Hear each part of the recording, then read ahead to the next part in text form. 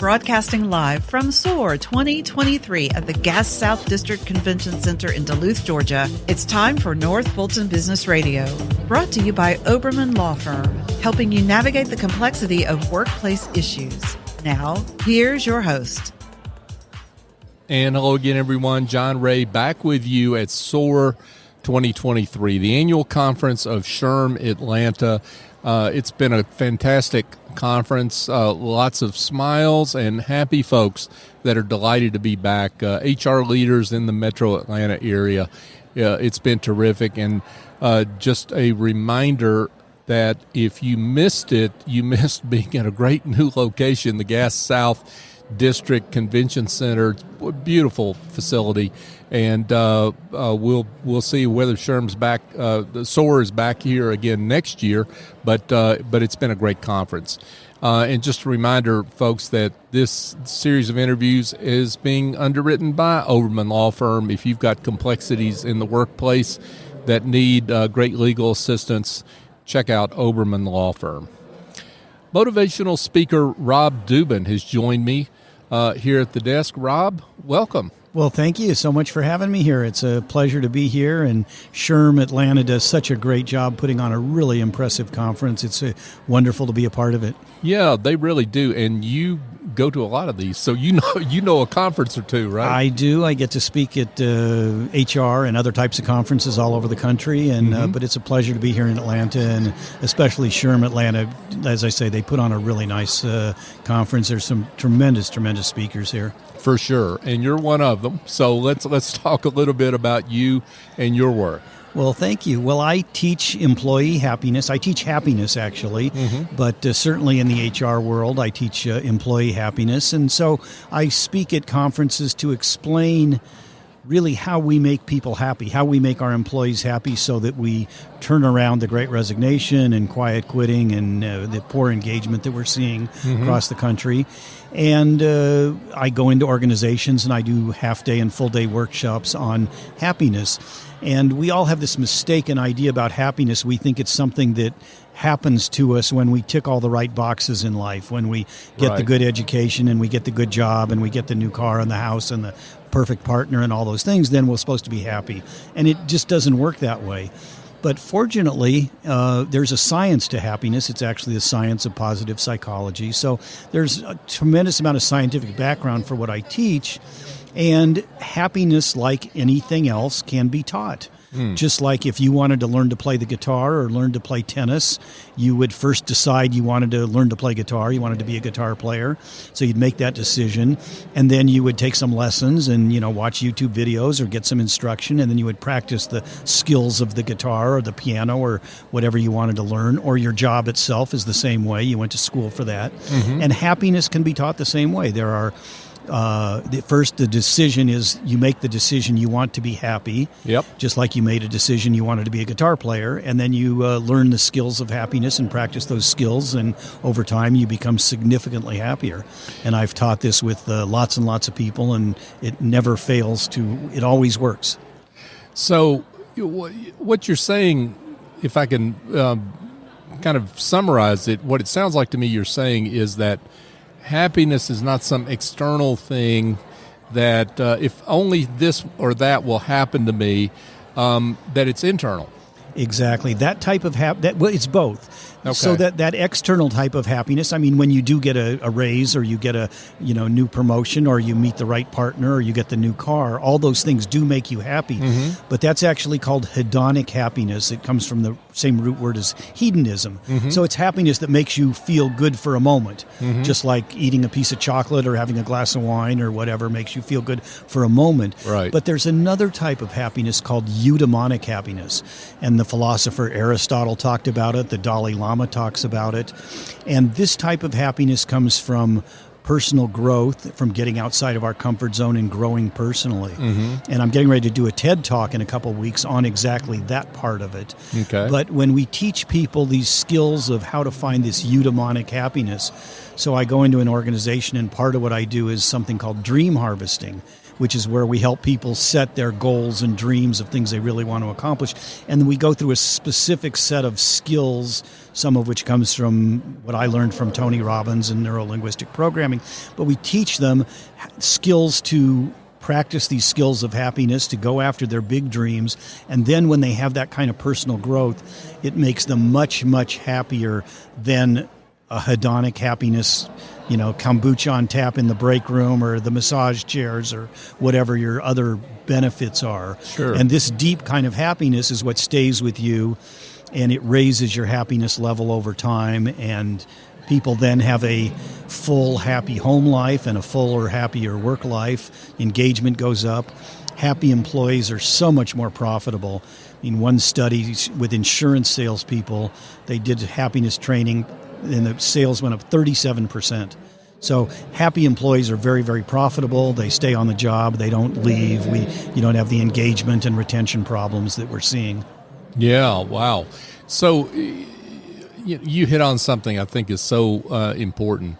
The ping pong tables or the espresso bars or whatever that some companies think is a shortcut to employee happiness and fulfillment is really that momentary happiness that you're talking about, right? It only works for a moment, right? And it works less and less over time. So even if somebody loves the massages, for instance, the first massage maybe moves you a lot towards happiness. You feel great about it. The 10th massage doesn't do so much. Mm-hmm. And that's why all those benefits, after a while, the massage chairs are a perfect example. The first 3 months, they're always in use. 6 months later, they sit there gathering dust. Yep. And in the meantime, they didn't move anybody to say, I'm going to stay on my job because now I'm so happy I got this massage. Right. It's ridiculous. So some of those benefits are necessary. I'm not saying we shouldn't have them, but if you teach people how to be better at being happy, you leverage the return on investment of all those other things you're already doing. And then you do teach the other type of happiness that I mentioned, and that's where you really get the benefit of happy employees. And the interesting thing that's happened is that in 2021, there were 47 million people that left their jobs. And in response, we put in all these new benefits and compensation went up, and HR departments trotted out all kinds of things to try and stop the Great Resignation. Then in 2022, with the pandemic behind us and all these new programs in place, 50 million people left their jobs. So all that traditional stuff that we didn't work at all. It's not working much in 2023. And so the solution is actually focusing on giving people a really happier whole life, not just the work portion of their life, but their whole life, teaching them how to be happier human beings. And happiness can be taught. I teach it. Harvard University started a happiness studies course. It became the most popular course in the history of Harvard. Yale University started a happiness studies course. It became the most popular course in the history of Yale University. So how to be better at being happy can be taught, just like any other skill can be taught. Rob, let me ask you this. What is happiness? I mean, I know this is a basic thing, but we've all got different ideas about that, right? And is part of what you teach your students, those in your charge, how they ought to view happiness? Not really. Okay. First of all, happiness, as I said, it is a decision. You need to decide you want to be a happier person. Right. And what makes you happy is not the same thing that's going to make me happy, but it comes from things like this eudaimonic happiness comes from personal growth. So you may want to learn how to play the guitar or learn how to be a good chef or learn singing or whatever. I may want to grow in some other area of my life. Sure. So it's not going to be the same for us, but it is that personal growth, the things that add purpose and meaning to your life. So I started a scholarship years ago for some students. My wife and I lived on a sailboat, and we were sailing around the world for 17 years. Oh, wow. And when we were in Indonesia, I met a young woman who was just so inspiring, and she met us, and she wanted to be our guide so she could practice her English. And so she was so inspiring. We wanted to do something for other girls like her, and her parents made a total of $200 a month. Oh, wow. But luckily, she had gotten a scholarship to go to school. And so we realized that there must be so many other young women like her. So we started a scholarship program, and we funded it with just the other itinerant sailors like ourselves who were passing through this community. It took us 1 week to set up this whole scholarship program. That was 14 years ago, and we've sent 29 kids through college now. Wow. So congratulations. Well, thank you. Yeah. So for me, that gives me so much happiness, the fact that I've been able to help so many other people. So that's my definition for happiness. As I say, yours could be something completely different, but it's probably something that involves personal growth, focusing on something bigger than yourself, as we did when we started this scholarship for other people, focusing on others. So contribution to other people, focusing on your gratitude. So here's a really quick strategy that your listeners can try. Please. I teach a 9-part framework of happiness, but the simplest little thing you can do is start a gratitude journal. So each day, just get any kind of book you want to write it in, and take 5 minutes toward the end of each day and write down 5 things that you're grateful for. And they can be little things or big things. It can be that your favorite song came on the radio while you were driving home. You wore your favorite outfit today. Your kid came home and had a big smile from school. So it can be anything, or it can be a big deal. But write down 5 things that you're grateful for, and even if it only takes you a minute to write them, spend 5 full minutes focusing on why those things make you grateful. And science tells us it takes about a month for something to become a habit. But each day you do if you do it for a month, each day you're doing it, your brain is triggering all the happy chemicals, dopamine and serotonin, and all these chemicals that make you feel good. So if you do this for a month, you will be feeling good every day you do it, and it'll likely become a habit, and you'll want to continue doing it. And whether you write it down every day or not, if you focus on the things you're grateful for every day, just that one practice will change your life and how much happiness you feel. Oh, wow. Great words here from Rob Dubin. He's a motivational speaker and trainer.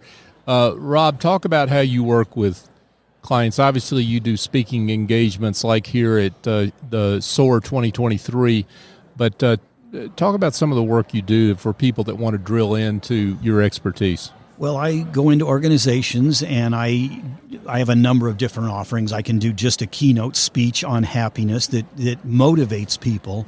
But the real benefit is when I do either the half-day or a full-day workshop, and I teach these actual skills of happiness. So when the people leave, they change their life. And I've done this with lots of people over time. And people... Part of what they do in this workshop is they come up with a list of their dreams and goals, and then I give them specific skills to help them achieve those goals. And for instance, I did one workshop a little while ago, and I tracked the results. And in my workshop, I used the example of, let's say your goal was you wanted to take your family on a European vacation. And when that resonated with a lot of people, because a lot of people want to travel, especially post-pandemic, so 30% of the people in that course within 6 months had taken an overseas vacation with their family. One person had stopped smoking. It's been 6 months. He still hasn't smoked. Others have accomplished other types of goals. So that's just one piece of it. But those goals and the growth that they bring with them brings that eudaimonic happiness. So, and 100% of the people in the course reported being happier, focusing more on their own happiness than they had in the past. And then I broke down 9 different areas of their life that, are you happier in this area? And people were from 4 to 7 areas of the 9. They were happier in 4 to 7, and they were happier by 3 points on a scale from 1 to 10. Oh, wow! So, and that was in a 6-month tracking of people. So there's just huge results. Organizations do this. What happens is they build resilience and optimism in their workforce that is lacking, and resilience is the antidote to burnout. And optimism makes all the problems that we have in our work world smaller. So I have a saying that the experience of our lives isn't what happens to us, but it's how we think about what happens to us. The experience of our lives isn't what happens to us, but how we think about what happens to us, and happy people think differently. So the HR department can't solve every problem of every bad boss or DEI issues or microaggressions or a corporate culture that's less than ideal. But somebody who's been through this happiness training and boosted their optimism level, all of those problems are shrunken in their mind. They still exist, but they're much smaller to them because they see optimism, they see positives rather than the negatives. And then, of course, we build resilience in people, and resilience prevents burnout. Great words here from Rob Dubin. He's a motivational speaker, trainer. Rob, this has been great. And I think I'm feeling happier just because I had this conversation with you. I can see the smile on your face, and I do believe it. Yeah, thank you so much for stopping by.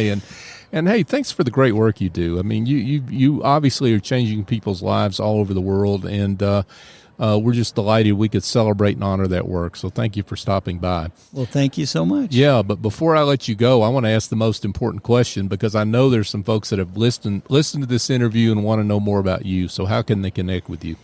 Well, I have the workshop that I teach, which costs quite a bit of money. I have a miniature version of it that people can download for free. Mm-hmm. And if they want to text the word happier to 33777, so that just text to 33777, text the word happier, and there's a whole number of resources they can download about happiness. It's